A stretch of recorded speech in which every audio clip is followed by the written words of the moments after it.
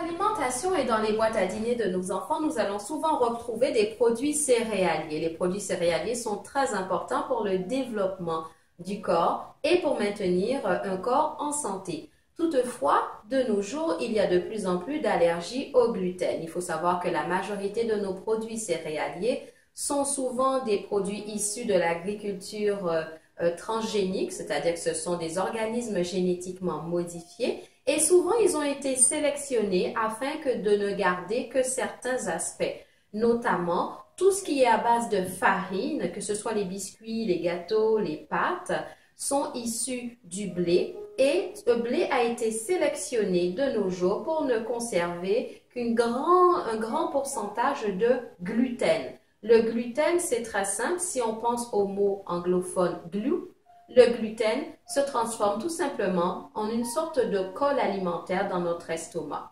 Et il empêche à certains nutriments d'aller vers les cellules. C'est pour cela que souvent, après avoir mangé un produit transformé qui contient différents types de farine, donc un fort taux de gluten, les enfants, après 30 ou 45 minutes, ont encore faim parce que tout simplement, ces aliments céréaliers sont vides de nutriments ou bien ne permettent pas aux nutriments d'aller à nos cellules. Donc, on a encore la sensation d'avoir faim.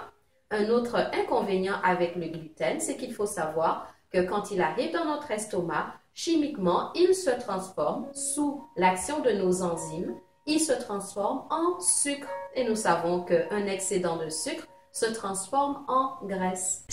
C'est dans ces conditions que l'on voit une explosion de l'obésité et que cette maladie de civilisation nord-américaine et européenne sont prises très au sérieux par les gouvernements, car l'obésité s'accompagne de plusieurs maladies comme le diabète de type 1 et 2, des problèmes de cœur ou le manque d'estime de soi.